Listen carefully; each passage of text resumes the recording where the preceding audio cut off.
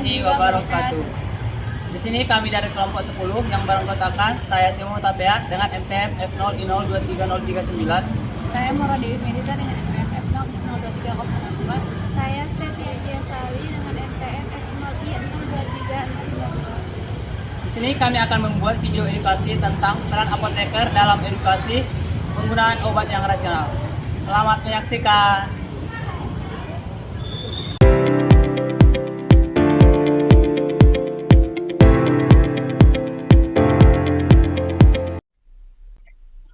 Hai Dina, kamu lagi minum obat apa itu? Ini obat sakit kepala. Aku sering minum kalau pusing. Kamu beli sendiri tanpa konsultasi? Iya, biasa aja kan? Aku lihat di internet, sakit kepala bisa diatasi dengan obat ini. Jadi aku beli di apotek. Hati-hati Din, penggunaan obat yang gak sesuai aturan bisa berbahaya loh. Gimana kalau kita tanya sama apoteker Lisa? Emang perlu ya? Tentu, apoteker itu bukan cuma jual obat, tapi juga punya peran penting dalam edukasi penggunaan obat yang rasional. Baiklah, yuk kita ke apotek kampus. Selamat siang, ada yang bisa saya bantu?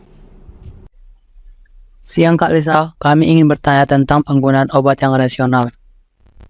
Iya kak, saya sering beli obat sakit kepala sendiri tanpa konsultasi. Itu boleh nggak sih?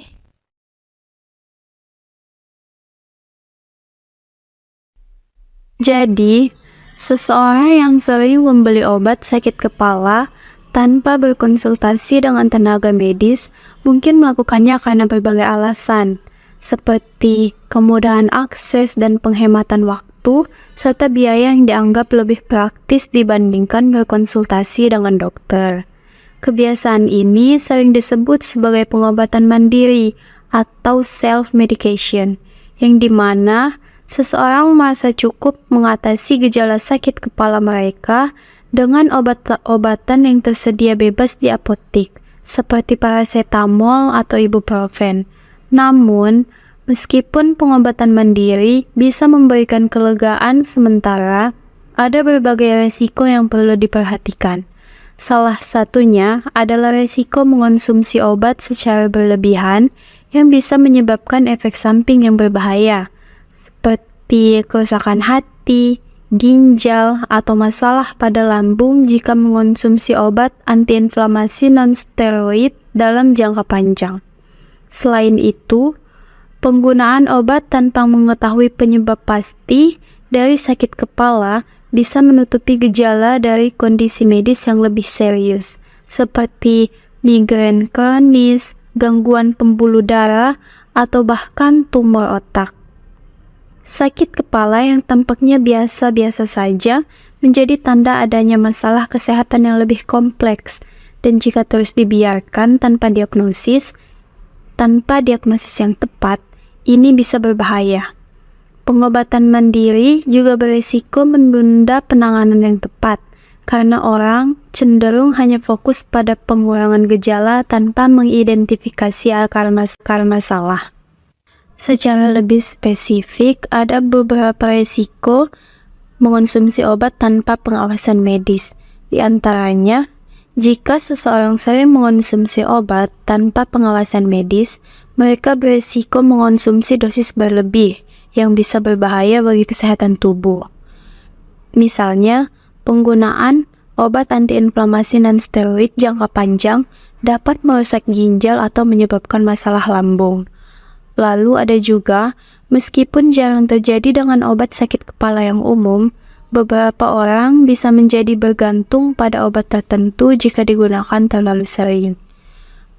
Selain itu, pengobatan mandiri juga bisa menunda diagnosis dan penanganan yang tepat untuk kondisi medis yang mendasari sakit kepala, seperti tumor otak atau gangguan vaskular.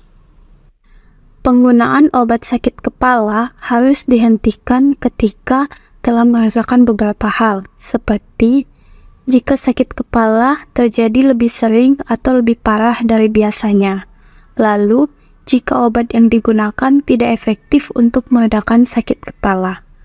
Selanjutnya, jika sakit kepala disertai dengan gejala lain seperti mual, muntah, gangguan penglihatan, atau kesulitan berbicara. Banyak orang menganggap sakit kepala sebagai masalah kesehatan ringan dan menganggap mereka bisa mengatasinya sendiri dengan obat yang tersedia di apotek. Sebagian orang mungkin tidak menyadari bahwa pengobatan yang salah atau berlebihan dapat membawa dampak buruk bagi kesehatan dalam jangka panjang. Oleh karena itu, jika seseorang mengalami sakit kepala yang sering terjadi atau tidak biasa, lebih baik untuk mencari saran dari dokter atau tenaga medis kesehatan lainnya. Diagnosis yang tepat dapat mencegah komplikasi yang lebih serius. Dokter mungkin menyarankan tes atau pemeriksaan lebih lanjut untuk mengetahui penyebab pasti sakit kepala tersebut. Secara keseluruhan, meskipun pengobatan mandiri untuk sakit kepala mungkin terlihat praktis dan murah, ada risiko yang perlu diwaspadai, terutama jika sakit kepala tersebut bukan kondisi biasa.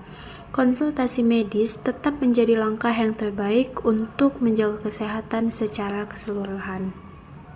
Selain itu, mencari nasihat medis dapat mencegah komplikasi serius dan memastikan bahwa penyebab sakit kepala dapat ditangani dengan cara yang benar. Demikian video edukasi yang dapat kami tampilkan. Sekian dan terima kasih. Wassalamualaikum warahmatullahi wabarakatuh.